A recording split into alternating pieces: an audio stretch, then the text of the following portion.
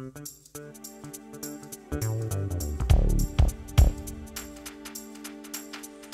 everyone and welcome to FiST Chat, the vodcast that features discussions on the topics of film, science and technology. My name is Ben Warner and I'm joined once again by my good friend and colleague Steve Kern to talk about Siri and artificial intelligence. How are you today, Steve? Hello Ben, how are you?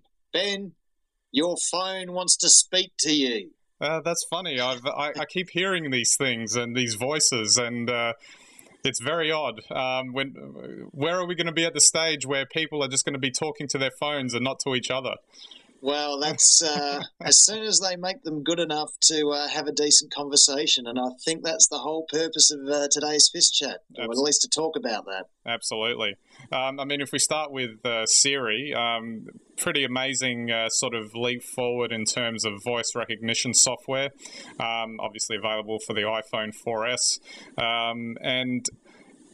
Apple had a very cool little video on their website. They had a guy and a girl, doing some basic commands and all that sort of thing. Of course, well edited and designed to show that it's all exceptionally flawless.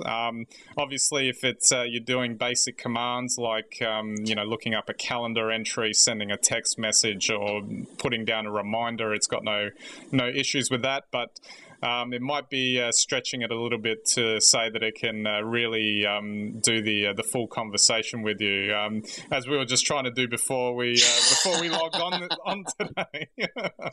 Well, I guess that's where the whole artificial intelligence thing comes in. I think if you have a look at the blogs, which we've now posted on FiST Chat, you'll see for this particular episode, we're talking about the Turing test, which is the classic test for artificial intelligence.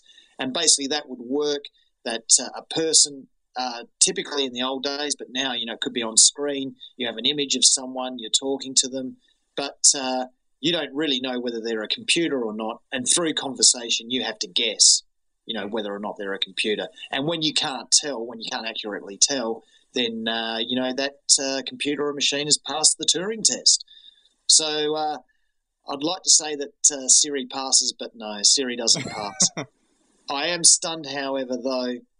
This is an amazing leap forward for a couple of reasons. One is Siri shows us that we are now starting to make headway. And the reason is that currently the machines that work have been applied to artificial intelligence use huge databases for their information. So you can ask them a question and hopefully they can see enough words in your question to get an answer that seems to make sense to you. Siri basically has got information about you stored on your phone, whether it's your location, your contacts, your calendar, and it also has access to anything on the internet through Apple's search engines in the cloud. Yeah. This means that you can ask Siri any factual-based question, and Siri, provided she understands what you're saying, will find you the answer. That is amazing. And Ben, as we've spoken about before here on FiST Chat, the next step in computing is hands-free. This is the user interface that will do it. Absolutely. And just to point out too, that you mentioned the blogs, just visit our website there and you'll see it. Steve's done a fairly good blog on that. And just you talked about the Turing test before and you obviously mentioned it in the blog as well. One thing that interests me with that is that really sort of a scope to say that a machine is intelligent if it can appear to carry on a conversation? Is it really does it really know what it's doing? I guess when you're thinking about artificial intelligence, that's what you're thinking. Just because it has access to a vast amount of information and it has been designed to, put the links between those bits of information based on your requests, it doesn't necessarily mean in that sense it's intelligent. Oh, look, absolutely, and this is that you've hit spot on. What the Turing test is about. There's a lot of criticisms of the Turing test, but basically it works. If you're talking or conversing to something, you can't tell whether it's a machine. It must have some sort of artificial intelligence. Whether that's real intelligence, is yet to be decided. For instance, we know very well that it's going to be a long time, and perhaps never, but I'm just willing to say it'll be a long time before a computer or a machine or any artificially intelligent device could converse like you and I are right now. Because we're talking about abstract things, we're talking about ideas, not about facts.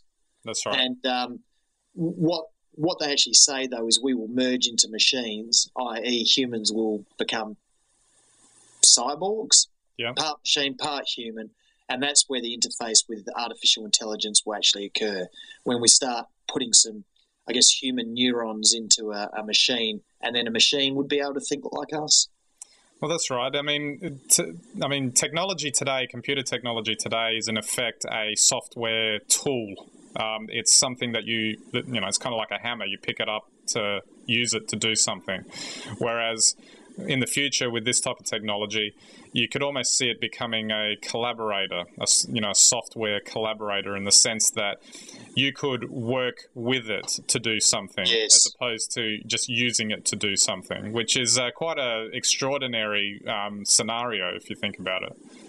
Well, absolutely. I mean, you imagine if while you were writing your blog, maybe this is in an era when we'd still be using a keyboard, but say you wanted to research something, Siri actually allows you, or probably the next generation of Siri, will allow you to search the internet for a page, perhaps a Wikipedia page, while you're actually still in the throes of typing. So you could ask Siri to find, something on Alan Turing.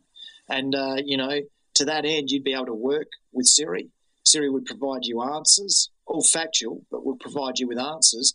And that then would actually be a huge boost to productivity. It's fascinating. Yeah. Absolutely.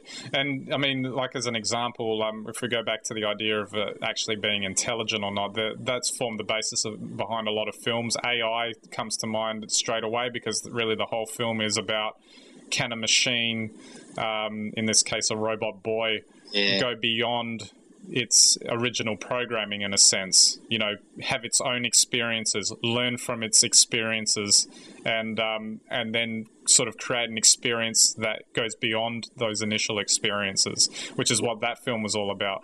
And it would seem like that would be an incredible sort of leap in technology to be able to get to that point. Researchers today actually spend a lot of time, creating, empathy in robotics. So, C-3PO's voice is quirky, as opposed to being sort of mechanical like Stephen Hawking's. And the reason for that is you hear C-3PO's quirky voice and you identify him as being perhaps like a quirky human being. If you gave him a robotic voice, nobody would feel what they do for our shiny metal friend.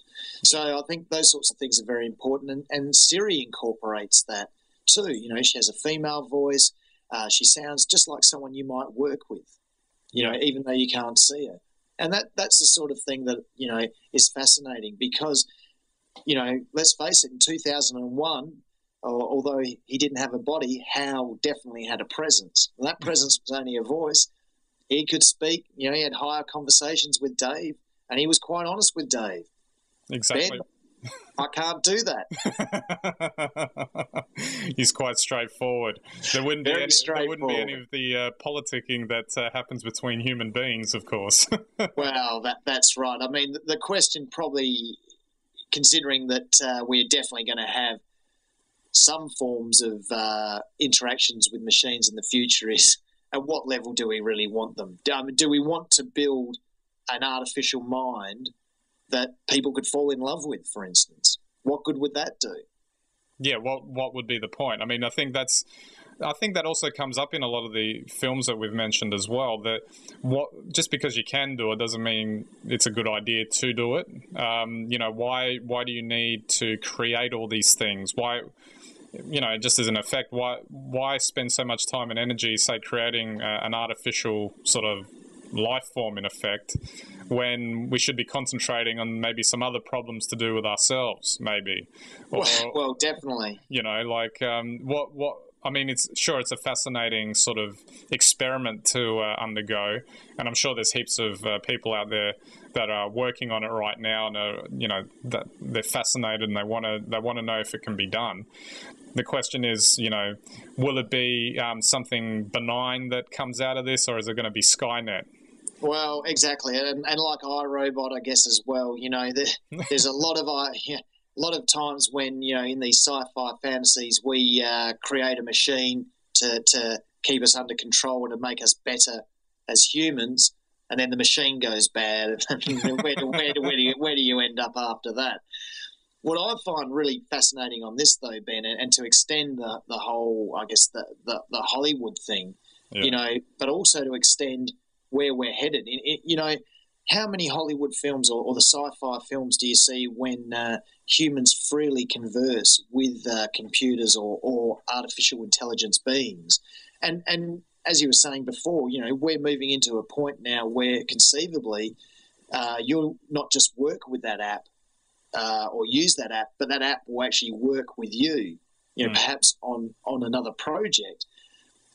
A user interface like that, I mean, is this the sort of thing that, Google must be certainly scrambling to try and build something similar? Because otherwise, effectively, Siri will become the next big search engine. And the funny thing is that it seems that Siri is far more advanced than what anything Google has in terms of the speech recognition software, because they've had it for quite some time, apparently, and it just isn't as sophisticated as what Siri is. Yeah, I kind of wonder if maybe they were going to make more of Siri, but with the Steve Jobs scenario, they just downplayed it. Well, I heard that it's still sort of in a beta type format, which kind of makes sense because it's just a version 1 kind of deal, and it's got a long way to go in terms of development. And Apple does has a track record of developing their technology so that maybe by the 3rd or 4th iteration, it's really starting to spin its wheels well. Well, absolutely, and this gets back to sort of what you've been saying, about Google, obviously having a presence on the web, but not in a physical world. I think you're right. Probably the next step, really, and what I can see now through Siri is that Apple are basically creating a voice-activated user interface that will work through their hardware and their networks to do things for you, and I can already imagine now, and this is what I'm so excited about, is that hands-free computing. It's sitting down with an iPad 5 or iPad 6 and telling it what to do. Yeah. And it doing it for me. I mean, that will be the real leap forwards. That is something I think that may be a lot closer than any of us think. Mm-hmm. Absolutely. But maybe just finally, just thinking of that then, isn't there still a capacity for some sort of touch interface? Because there's only so much you can do in terms of speech recognition and voice-activated commands. You'd still need some capacity to have, that sort of touch interface because of the nature of the types of work that you would need to do, whether it be designing, or drawing something, or I mean, that's obvious examples, but I mean, that sort of stuff. Completely agree, but I think they've already perfected the touch interface now. No question about it. All they have to do is perfect the a voice-activated UI, which can search anywhere in the world for you for whatever you want. In terms of factual information, suddenly it becomes a very, very powerful combination. People really will be building all sorts of things at home because they'll be able to find the information so easily. Absolutely. Goodbye keyboards. And just with one last film reference, I was just thinking of Iron Man. Then when he was building his suit, he actually had a software collaborator working with him. So, and look at what he did. He was able to fly around town after that. So. That is the future, Ben. That is the future. Absolutely. Okay, we'll wrap it up there. We're out of time. So thanks again, Steve, for the chat. And have we got a final goodbye from a certain person that's accompanying you at the moment? Siri, we love you. Oh. All right, we'll have to try that again. Hang on. I suppose not. Hang on. Siri, we love you. You are the wind beneath my wings. There you go, FiST chat listeners. That's we can talk. We can take off from there. Absolutely. Till next time. Absolutely. So don't forget our website, www.fistchat.com. You can get all our blogs, and that's what I was saying. You can get our blogs there. We've just started writing them, and we'll be adding to them weekly. So hopefully you'll enjoy them, and please feel free to give us feedback and interact with them on there as well. And you can also interact with us through our normal channels. That's it for this episode. So we'll catch you next week.